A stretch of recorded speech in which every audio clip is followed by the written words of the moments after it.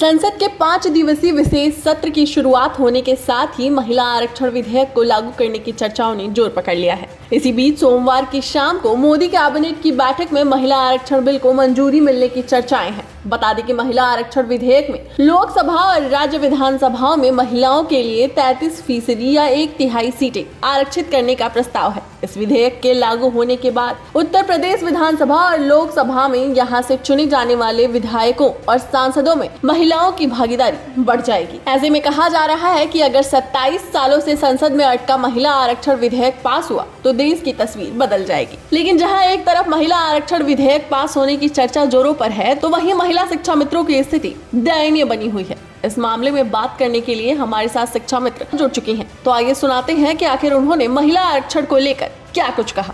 जैसा कि आपको पता है कि मोदी कैबिनेट में महिला आरक्षण बिल पास किया जा रहा है, इस पर क्या कहना चाहेंगे आप?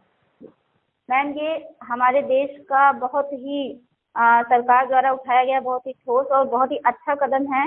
इससे हमारे नारी सशक्तिकरण को बढ़ावा मिलेगा और हमारे देश में नारियों की स्थिति सुधरेगी, जो कि अभी है बट उतना भी संतोषजनक नहीं है, क्योंकि पिछड़े इलाकों में जो रूरल एरिया में अभी महिलाओं को काफी दिक्कतों का सामना करना पड़ता है। जैसे कि ये बताया जा रहा है कि 35% आरक्षण की बात हो रही है, आपको क्या लगता है ये कम है या इससे ज्यादा आरक्षण मिलना चाहिए?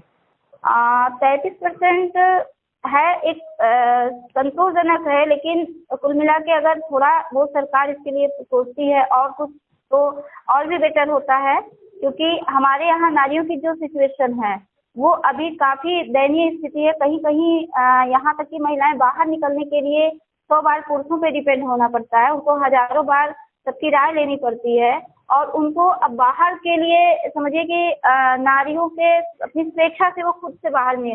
लेकिन जहाँ पे हम आरक्षण की बात है, जितनी ज्यादा महिलाएं होंगी, हमें उनकी भागीदारी होगी हमारे यहाँ संसद में, विधान परिषद में, बाकी राज्यसभा में, तो इससे क्या होगा कि ये महिलाएं आगे जो प्रतिनिधित्व करेंगी वो हमारे देश की महिलाओं के लिए बहुत अच्छा होगा। मुझे जहाँ तक ये है कि इससे थोड़ा बहुत बढ़ के होना, कम से कम 35% तो होना चाहिए। जी, आरक्षण बिल जो पास हो रहा है उसमें एक बात और हो रही है कि ओबीसी एससी एसटी के अंदर भी उस आरक्षण के अंदर आरक्षण की मांग चल रही है, इस पे क्या बोलना चाहेंगे? इसमें क्या राय है आपकी? मैम, जातिगत के दृष्टिकोण से तो मैं बहुत फेवर नहीं करती हूँ, क्योंकि लेकिन ये है कि हाँ, कहीं कहीं जातिगत विशेषता जो विषमताएं होती हैं तो उसमें ये दिया जाता है कि सामान्य वर्ग को ज्यादा वो दिया जाए या ओबीसी एससी को ज्यादा वो दिया जाए। तो इससे क्या होता है कि हमारे यहाँ थोड़ा आपसी में स्ट्रगलफुल हो जाता है। तो ये बहुत ज्यादा हमें नहीं लगता, लेकिन हाँ, अगर लगता है कि जो हमारे यहाँ निचले कास्ट के लोग हैं उन पे ज्यादा दबाव पड़ता है, या जो हमारे यहाँ हिंदुत्ववादी ज्यादा है, तो या इससे अगर बढ़ा देती है सरकार तो भी हम इसका विरोध नहीं करते हैं। एक और बात पूछना चाहूंगी मैं शोभा जी, जैसा कि हम सभी जानते हैं कि आप एक शिक्षा मित्र हैं और कई सारी महिलाएं हैं जो शिक्षा मित्र हैं, क्या उनका भी सरकार से ऐसा कुछ कहना है कि सरकार ने महिलाओं को तो आरक्षण दे दिया, दिए जाने की बात कर रही है, लेकिन शिक्षा मित्रों के बारे में, महिला शिक्षा मित्रों के बारे में सरकार सोचे, इस बारे में कुछ कहेंगी? जी बिल्कुल मैम, क्योंकि हम भी एक महिला शिक्षा मित्र हैं। हमारे यहाँ जो असिस्टेंट टीचर हैं उनको हम उनको कैटेगरी में क्या हमारे यहाँ महिलाएं समान हैं, चाहे वो असिस्टेंट टीचर हो, चाहे वो शिक्षा मित्र हो, चाहे वो प्रिंसिपल की पोस्ट पे हो। तो उसमें हम लोगों को क्या होता है, जैसे जो टीचर्स ग्रुप हैं उनको सीसीएल वगैरह की मतलब फैसिलिटी अवेलेबल है, हमारे यहाँ वो चीजें नहीं है।